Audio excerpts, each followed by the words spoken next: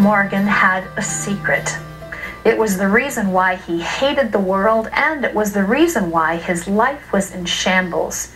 But one night, Caleb was ready to tell the whole world about his secret by putting a bullet through his head. The man that did this to me, he invited me and my brother to go to karate. The guy would actually pull into a parking lot and, and he would rape me. Caleb Morgan was just 7 years old when he was molested by a member of the church where his father was a pastor. He did this 4 different times. And then, he'd have a cigarette and usually put out the cigarettes, somewhere on my body. This was the first in a series of events that turned Caleb against Christians and against God. He kept his abuse a secret for over a decade as he tried to cope with the trauma. My whole life I grew up, something's wrong with me, I don't know what. I never felt safe enough to share it at church, to be honest with you. Caleb often felt judged at church for being different. I actually used to have a little earring in my left ear. I even had one guy pull me aside and tell me I would go to hell if I didn't, take out the earring. And of course, at that time I was younger, I believed him. He tried to bury the memory of the rape, but he couldn't. By the time he was a teenager, it manifested in a number of self-destructive behaviors. At the age of 15, I just, one night just started cutting my wrist, just randomly. I wrote a note, kind of like a goodbye note, if you will. I had no idea to why I was actually doing it. Caleb saw a counselor, but it did little good. Started using drugs by, 18, 19. Caleb was often filled with anger, but it was not always toward the people who had mistreated and abused him. I had a lot of hate for a long time, but most of my hate was directed towards God. And there were even times I didn't believe in God, but I still had hate for him.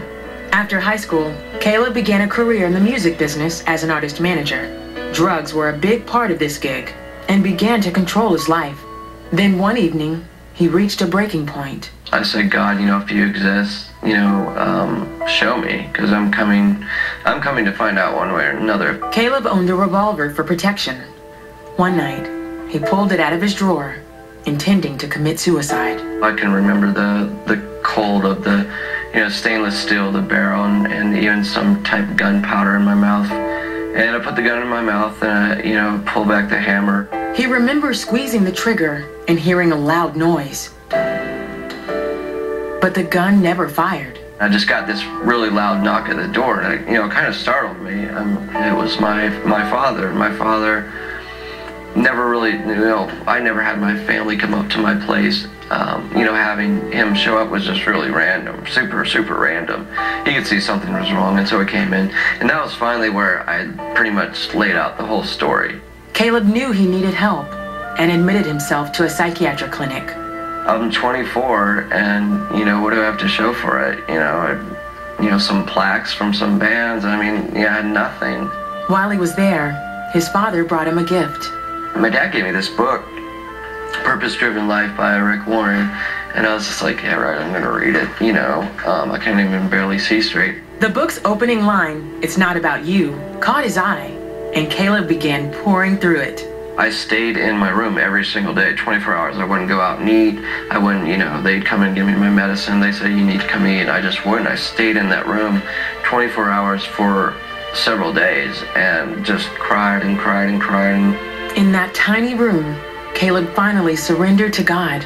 I finally said, okay, what do you want? I'm giving my life to you. There's no point in living it my way. It's a dead-end path. I had to lose myself really to regain anywhere. It's kind of like, when you're at the bottom, there's no place to go but up. But I had been past the bottom. Caleb wrote a book about his experiences and coming to the end of himself. I had to go through hell to better understand heaven and to understand God. I think for most of us, we have to lose things most dear to us for us to wake up. After everything I went through, when I had no more energy, I had no more life in me, I had nothing, I just felt God, breathe back, his life into me.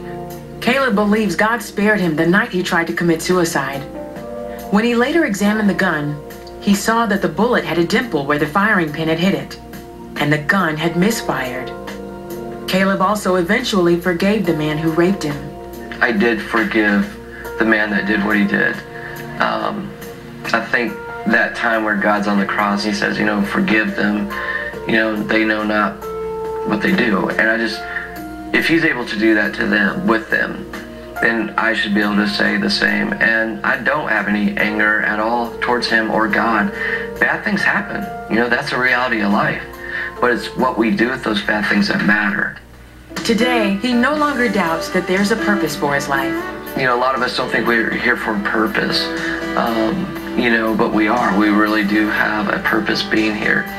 I got to the point where, you know what, God, this is about you. It's not about me. None of this is about me. This story is not about me. It's to further God's kingdom.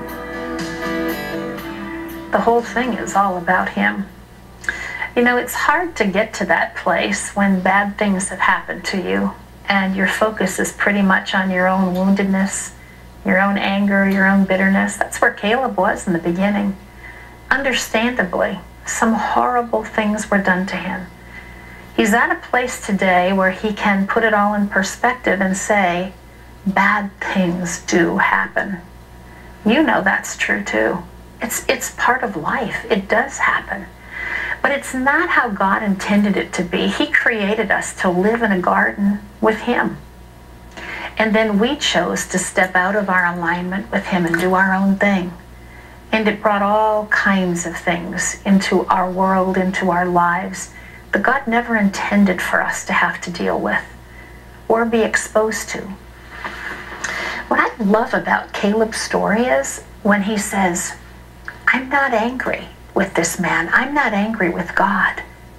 But he used to be. How did that change for him? Because he asked God, if he was real, to show him. And as God began to reveal that to him, he came to the end of himself. And he was willing to say, I'm done doing this my way. Can't do it anymore. It doesn't work my way. So God, if you can say, I forgive to those who did to you what they did on the cross, then I can say, I forgive too. Sometimes you have to take that step before you feel the lack of anger, before you feel the lack of bitterness. When you offer forgiveness, something changes in your heart. There's a freedom that comes with that. God doesn't ask us to forgive because he's trying to put us through some spiritual gymnastics. He asks us to forgive because there's a freedom and a release that comes with it. So today, if you find yourself in the same place that Caleb was, bound up, angry, bitter, resentful, feeling like your life has no meaning, like you're hopeless, feeling destructive about your own life, I challenge you today to pray what he prayed. God, if you're real, show me. But do it with the heart that's willing to follow his way for once. Not yours, not the instinct that comes out of that bitterness or that anger, but obedience to what God is asking you to do. It's a whole different way of living, but it's a great, great adventure. Will you embark on that today? It begins by inviting him into your heart, acknowledging that he's there and saying, God, I've done it all my way, not working. I want you today. Will you pray with me and invite him into your heart and life? Just stop what you're doing. Now let's pray right now, this moment. There's no better time than the present. Pray with me. God, I'm listening to Caleb's story, and I want to know the kind of freedom he's found. You know all the stuff in my background, all the junk that's happened, all the wrong choices I've made, all the efforts I've made that have been futile to try and make my life matter. I'm done. I don't want to do it anymore. I am saying, I trust you. I want to know you. I want you to come into the center of me. I want you to take my life and make it count for something that truly matters.